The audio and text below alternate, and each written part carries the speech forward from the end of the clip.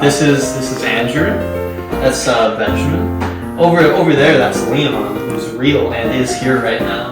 On that side is Andy, who's also real and here right now. So we're talking about classical liberalism, liberal style. Very important. We're going to be making classical liberalism right here, right now. So we need two ingredients first. Economic growth, which was very important. People could finally start their own businesses and do what they want with their lives instead of being forced to just treat the monarchy and do what they needed and give all their money to them. The next was empowering the low class. Now that they had more freedoms to do what they wanted with their lives, they could finally see who they wanted to be, do what they wanted with their lives. So next step, we are adding abolishment of aristocrats. And it basically means that people don't want the monarchies above them. They want everybody in the city, in this society to be equal. And right to vote.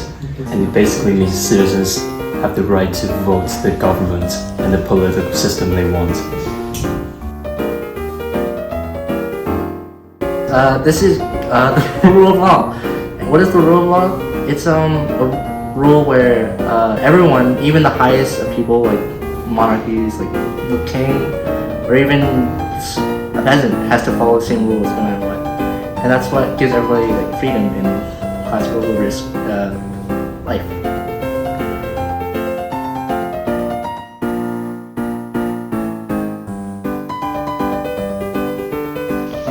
Classical liberalism had several negative consequences, especially during the Industrial Revolution. First, low wages. With minimal government intervention, businesses were free to maximize profits by keeping wages low. This often led to exploitative conditions for workers with little bargaining powers. Second, monopolies. Unregulated markets allowed businesses to grow unchecked, often leading to monopolies. Large companies eliminated competitors, dominated entire industries, manipulated prices, and reduced consumer choices. Third, horrible living conditions. The rapid industrial expansion caused severe pollution from factories, mines, and mills. Industrial towns became overcrowded, and workers lived in unsanitary housing, leading to a sharp decline in quality of life for many. Child labor is harmful because it keeps kids from going to school and learning. Instead of playing and growing, they have to work long hours, often in dangerous places. This can hurt their health and stop them from having a better future. When kids are forced to work, it takes away their chance to enjoy childhood and keeps them stuck in poverty. Child labor is unfair and hurts society by not giving children the chance to grow and succeed. Wage gaps create unfairness, especially for women and unrepresented groups, making it hard for them to afford basic needs like housing, food, and healthcare.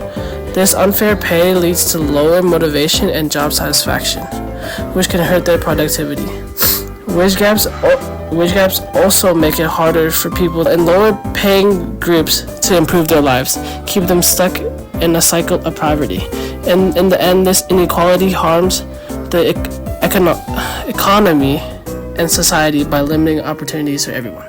Next important thing, we need to spread out all of our individual things into three major categories.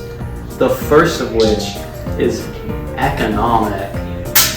The economicness in classical liberalism is very important because it allowed for the lower classes to make more money for themselves and for their families. But this had a bit of a backlash and didn't work too great, seeing as the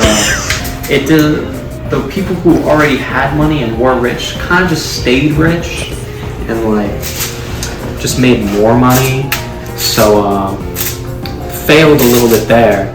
But I mean, the ideas were there for the people to make money, it just didn't work in practica. So classic liberalism also affects the public political movement, such as the Industrial Revolutions.